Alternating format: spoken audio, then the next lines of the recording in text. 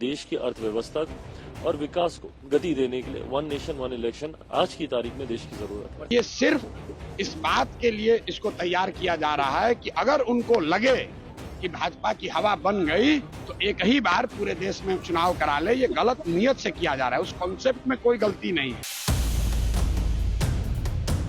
देशात एकाच वेळी निवडणुका व्हाव्यात यासाठी मोदी सरकार मोठं पाऊल उचलण्याच्या तयारीत आहे।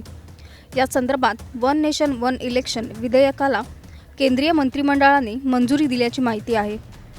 पुढच्या आठवड्यात हे विधेयक संसदेच्या पटलावर मांडलं जाण्याची शक्यता आहे। यावर चर्चा करण्यासाठी हे विधेयक संयुक्त संसदीय समितीकडे पाठवलं जाण्याची शक्यता आहे। दरम्यान विरोधी पक्षाने या विधेयकाला विरोध केलाय। विरोधकांचा वन नेशन वन इलेक्शनला विरोध का? देशात सर्व राज्यांमध्ये एकाच वेळी लोकसभा विधानसभा निवडणुका होऊ शकतात का? या प्रश्नांची उत्तरं या व्हिडिओतून जाणून घेऊयात।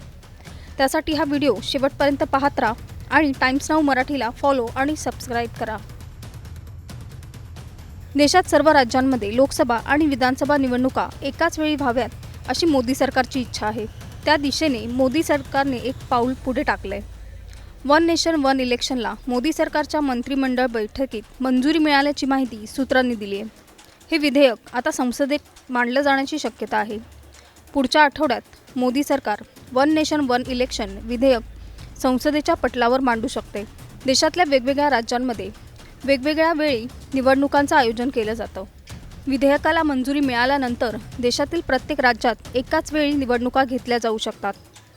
पण मोदी सरकारच्या निर्णयाचा विरोधी पक्षाने कडाडून विरोध केलाय। या विधेयकामुळे फक्त सत्तारूढ पार्टीला लाभ होऊ शकतो असा आरोप विरोधकांनी केलाय। वन नेशन वन इलेक्शनवर सत्ताधारी आणि विरोधकांचं नेमकं काय म्हणणं आहे पाहूयात। कोई बिल अगर कैबिनेट से पास हुआ है तो जाहिर बात है कि वह लोकसभा में आएगी ही आएगी। वन नेशन वन इलेक्शन एक बहुत ही अच्छा बिल है और कोई नया भी इसको प्रयोग नहीं कर सकते हैं। हमारे संविधान निर्माताओं ने जब संविधान की रचना की थी उसके बाद 1970 तक सभी राज्य और देश के चुनाव एक साथ ही होते थे। यह कोई नया नहीं है। उसके बाद इंदिरा गांधी जी जो कि जनतंत्र पर विश्वास ही नहीं करती थी, उन्हीं के समय ये परंपरा जो टूटी है वो आज तक टूटी हुई है।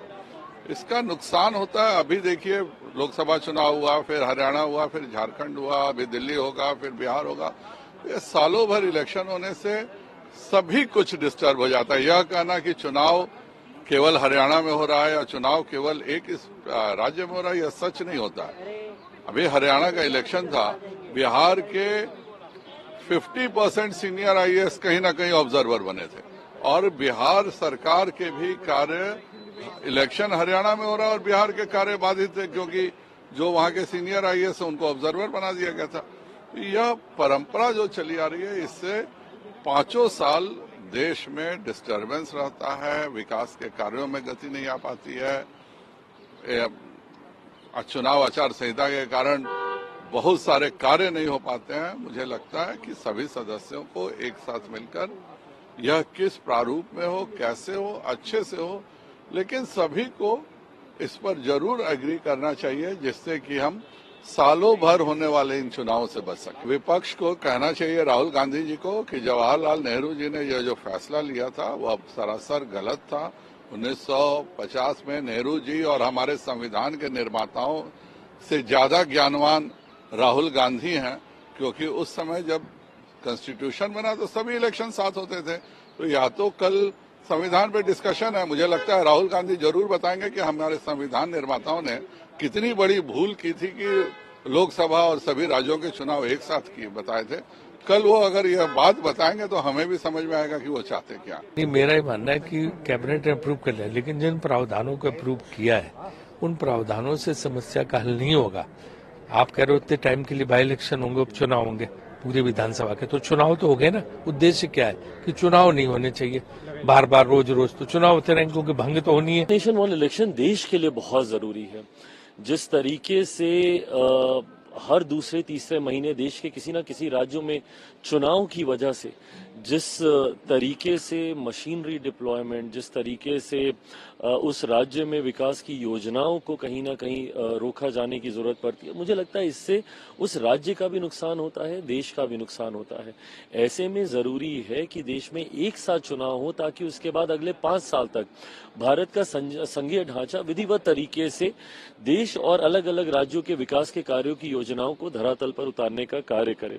इसी सोच के साथ वन नेशन वन इलेक्शन को लाया जा रहा है। प्रधानमंत्री आदरणीय नरेंद्र मोदी जी की ये सोच रही है, जिसका मजबूती से हम तमाम घटक दल, लोक जनशक्ति पार्टी रामविलास भी मजबूती से इस सोच का समर्थन करती है। मैं मानता हूं कहीं ना कहीं आज की तारीख में देश की अर्थव्यवस्था को मजबूती देने के लिए, देश में विकास के कार्यों को गति देने के लिए देश भर में एक साथ चुनाव हो।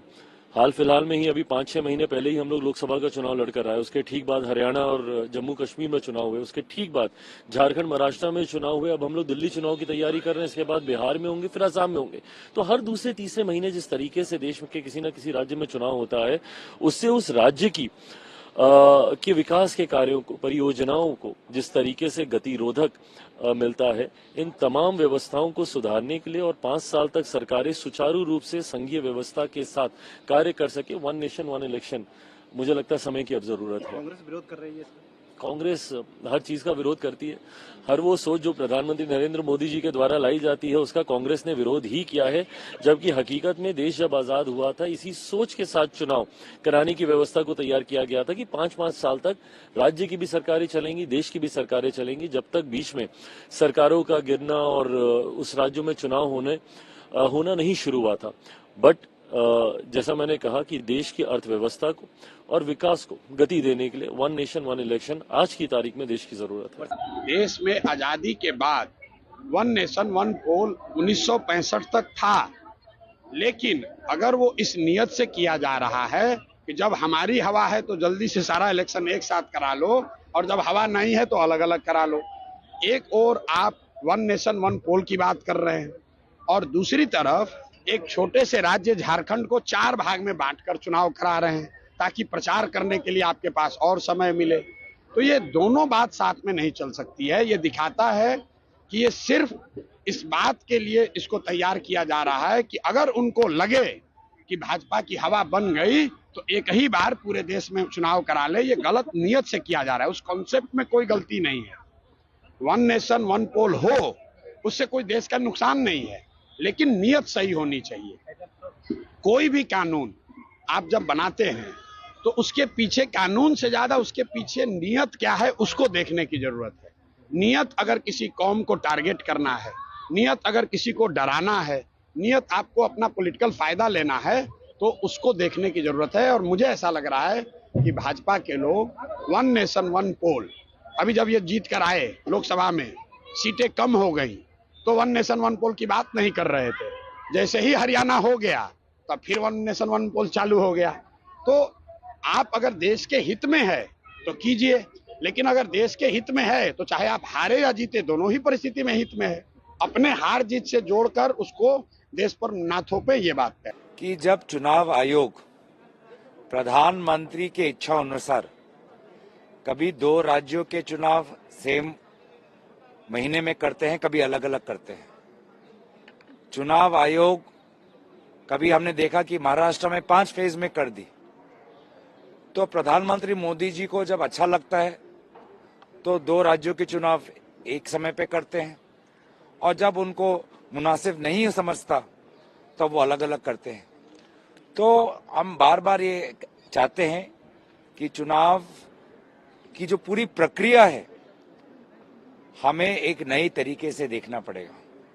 जिस प्रकार से वोटर लिस्ट में धुंधली होती है, जिस प्रकार से डिलिमिटेशन कई राज्यों में हो रहा है, जिस प्रकार से चुनाव आयोग विपक्षी दलों के साथ बैठते भी नहीं, सवाल भी नहीं उठाते, बार बार मॉडल कोड वायलेशंस होते जाते पर चुनाव आयोग मौन व्रत लेकर बैठते हैं, तो पूरे चुनाव की प्रक्रिया में हमें लगता है कि गंभीर मंथन होना चाहिए। और वन नेशन वन इलेक्शन उस प्रक्रिया का, जो लोगों के मन में जो आशंका है, उस आशंका का ये जवाब नहीं है या ये सुझाव नहीं है।